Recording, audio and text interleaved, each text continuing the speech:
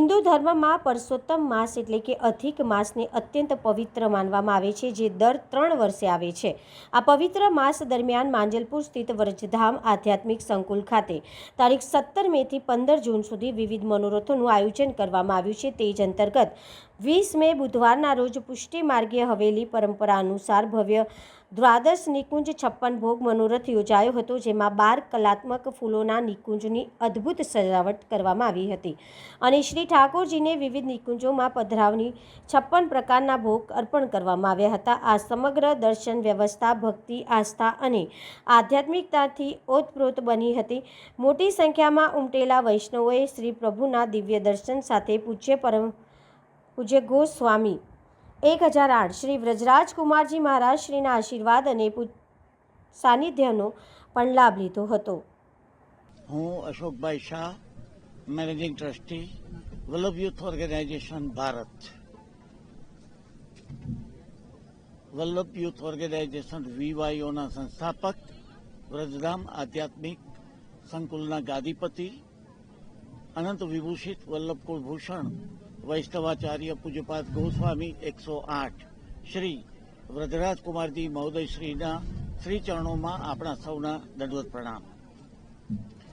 આપ સૌ જાણો છો અને ફરીથી આનંદ સાથે આપ સૌને વિદિત થાય કે ફરી એક વખત પૂજ્યશ્રીની કૃપાથી આજે શ્રી ગિરિરાજ કૃપા મહોત્સવ ભવ્ય મનોરથ નવલખી મેદાન, નવલખી ગ્રાઉન્ડ ખાતે નિર્ધારિત થયો છે.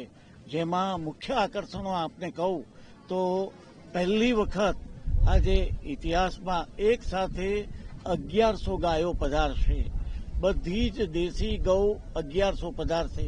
એ ગાયોની સંપૂર્ણ વ્યવસ્થા અહીંયા કરવામાં આવી છે. અલગ અલગ સ્થળોથી પોતાની જે પ્રાઇવેટ ગાયો છે તે લોકોએ નિર્ધારિત થયા છે કે અમારી ગાયો અમે આ ઠાકોરજી મનોરથમાં પધરાવીશું.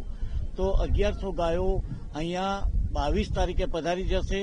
23 તારીખે સાંજે એ ગાયો અહીંયા જે આપની સમક્ષ 250 ફૂટ લાંબા, 100 ફૂટ પહોળા અને 80 ફૂટની આસપાસની ઊંચાઈવાળા શ્રી ગિરિરાજજી બિરાજે છે.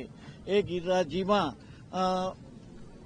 પૂજ્યશ્રીના શ્રી હસ્તે આપણા વ્રજધામ આધ્યાત્મિક સંકુલમાંથી ગિરિરાજજી પ્રભુ પધારશે અને પૂજ્યશ્રીના હસ્તે આ બધા આવિર્ભાવ થશે અને ત્યાં જ ગાયો બિરાજશે. એ જે 40 ફૂટની રીંગ છે તેની અંદર આજુબાજુ બધી જ 1100 ગાયો બિરાજશે. એ 1100 ગાયોની આગળ યમુનાજીના ભાવ રૂપે બધા જ નદીઓ અને જે ફુવારાઓ, અલગ અલગ કુંડો બિરાજમાન છે. એ બધામાં પૂજ્યશ્રીના શ્રી હસ્તે વ્રજરજ અને બધા અલગ અલગ કુંડોમાંથી જલ પધરાવીને આવ્યા છે. એ જલ બધું પૂજ્યશ્રીના શ્રી હસ્તે પધરાવવામાં આવશે. એ સિવાય ખાસ કરીને પૂજ્યશ્રીના રોજે રોજ સાંજે 7 વાગ્યાથી રાત્રે 9 વાગ્યા સુધી અંદાજિત પૂજ્યશ્રીના શ્રી મુખેથી ખૂબ સુંદર લાવો મળવા જઈ રહ્યો છે. શ્રી ગીતાજી ઉપર પૂજ્યશ્રીના પ્રવચન થશે અને ખૂબ સરસ મજાનો એક નવો વિષય, એક સારો વિષય અને પૂજ્યશ્રીના શ્રી મુખેથી સાંભળવાનો બધાને ખૂબ ઉત્સાહ છે. તો એ મહામૂલો લાભ અમને સૌને મળવાનો છે અને આપ નગરજનોને પણ મળે અને આપ જરૂરથી આ લાભ લેજો. પછી જે દિવસે ગાયો પધારશે અને ગાયોનો મનોરથ થશે, ગૌચારણ મનોરથ, ત્યારે ગિરિરાજ પ્રભુ પણ પધારશે. વાજતે ગાજતે પૂજ્યશ્રીના શ્રી હસ્તે પધરાવવામાં આવશે. એના સિવાય સવારે 4 વાગે એટલે 23મી રાત્રે 24મીની વહેલી સવારે 4 વાગે 2100 કુંડી, પ્રથમ વખત 2100 કુંડી પુરુષોત્તમ સહસ્ત્રનામ યજ્ઞ થશે. પૂજ્યશ્રીના સાનિધ્યમાં ખૂબ બધા જ ભૂદેવો સહિત અને મનોરથીઓ સહિત આખો આ 2100 કુંડીનો સવારે 4 વાગ્યાથી 7 વાગ્યા સુધી એ યજ્ઞ થશે. આ આપ સૌને વિદિત કરું કે અત્યારે પુરુષોત્તમ માસ છે, અધિક માસ છે, પરમાર્થ કરવાનો માસ છે.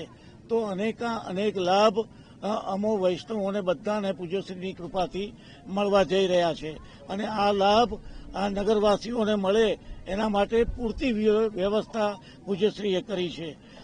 અનેક ઠેકાણેથી નિઃશુલ્ક બસની વ્યવસ્થા કરવામાં આવી છે.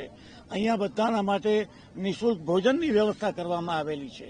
એ સવારે યજ્ઞ થઈ ગયા પછી તે દિવસે સાંજે 1100 ઠાકોરજીઓ દરેક વૈષ્ણવોના ઘરેથી પધારશે. ગિરિરાજ કંદરામાં બિરાજ